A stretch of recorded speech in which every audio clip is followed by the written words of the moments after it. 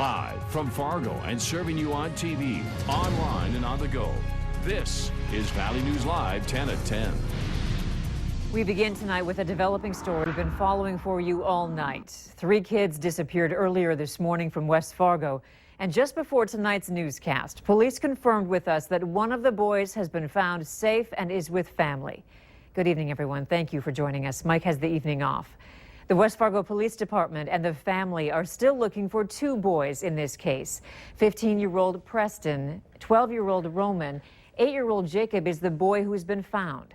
Reports earlier today said the kids were seen around West Acres Mall on their bikes. That was around 3 this afternoon. They have received a number of tips in the case, but still haven't been able to find 2 of the boys. If you have any information at all, West Fargo Police wants you to give them a call. And as always, stick with Valley News Live for updates on this developing story. Police are investigating a house fire that killed 1 person in Bemidji, Minnesota, and they're also searching for a missing 5-year-old.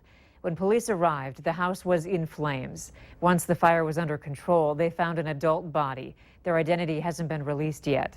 Also, police say 5-year-old Brittany Rose Blazer visited the home last night and is now missing. She was last seen wearing a black shirt and pink skirt with stars. She has blonde hair and green eyes. Bemidji police are asking for your help. If you have any information, they would like you to give them a call. Criminal activity could be to blame for a number of high-profile hit-and-run crashes in the area.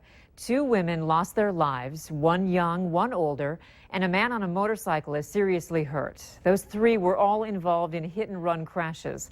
And a lot of people are asking, how could someone be part of a crash and then leave? Valley News Team's crime and safety reporter, Nicole Johnson, shows us why this happens and how tough these situations are for law enforcement. A lot of times they're under the influence of either narcotics or alcohol. Driving away from a crash makes a bad situation worse. They might not have insurance coverage for the vehicle, so they flew the scene because they know that if they don't have insurance coverage, they're going to be in trouble. Although the hit-and-run charges may not be the trouble that's on their mind. They might be under suspension or have a warrant. You know, it's a lot of times it's for some criminal thing that's going on. They shouldn't be out driving for some reason.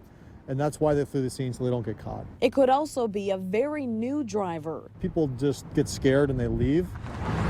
And under certain cases, a driver might not realize that they hit someone. In a recent hit and run near Moorhead, police believe a pickup driver had a U-Haul attached and say that could be the reason a man on a motorcycle was struck and airlifted to a hospital with bad injuries. If you're paying attention to what you're doing and the traffic around you and what's kind of going on as you're driving, you're going to realize if you hit something or somebody hits you. And if someone does hit you, get all the information you can. They aren't always easy for law enforcement to solve. There are times when, you know, even with some good information, we can't always find the responsible parties. Nicole Johnson, Valley News Live. If you get hit or witness a hit and run, you should know what to look for. Write down a description of the car, a license plate number, and what the driver looks like. The National Transportation Safety Board says today the small engine plane that crashed near Wishick, North Dakota earlier this month that killed all 3 passengers hit some terrain while taking off. The plane left with no flight plan and was headed to Bismarck.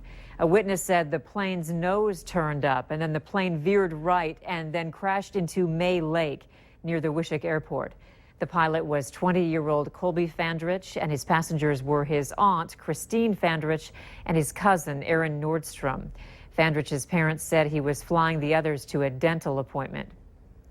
House Democrats staged a protest today, just 1 week after Senate Democrats filibustered all day and night to get votes on gun control.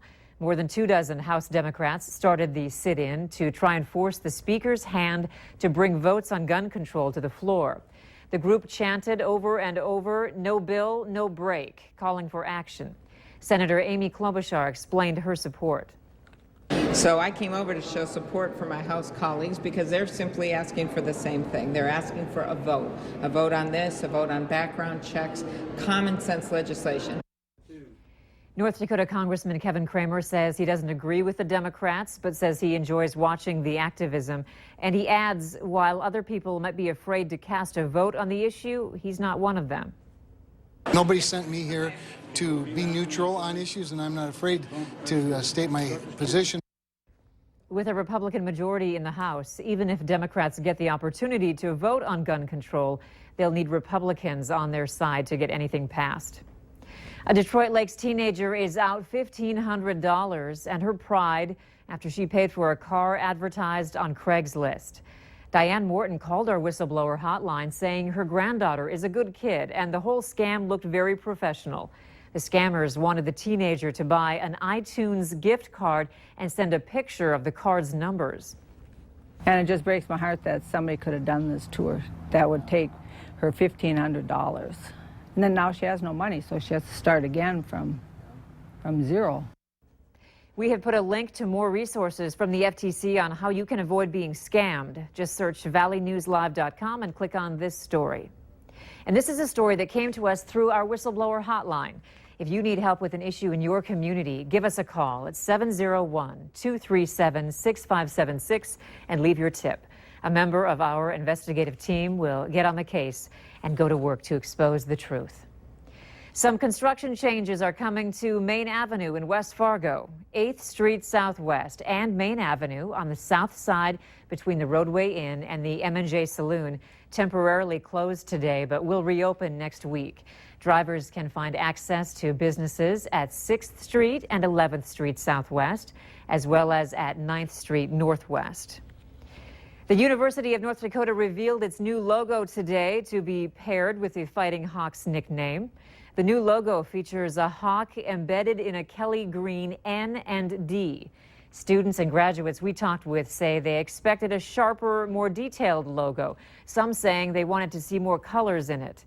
Other people say they expected to not be happy with it and just want the old logo back. Merchandise with the new logo will go on sale August 13th. Fighting Sioux merchandise will continue to be sold periodically. Warm weather, warm summer weather is great for outdoor activities like camping and fishing. But do you know what to do if severe weather hits while you're outside having fun? Valley News Team's Giovanna Simic has advice on what you should do if you're caught outside when a storm hits. Mark Robinson has been camping since he's been 7 years old, and he has run into severe weather before. It's pretty hair-raising, you know. Trees blowing, hailing, tornadoes on the ground. Robinson says he knows what to do when the weather turns ugly, but there are others who don't. I don't know whether we're prepared at all, because this is our home. What do? We just don't know. Before you're even heading out, you know, check the weather, see what it's going to be like. Meteorologist Robert Hahn says keeping track of the weather when planning trips is extremely important. Using apps like the Valley News Live weather app can be helpful.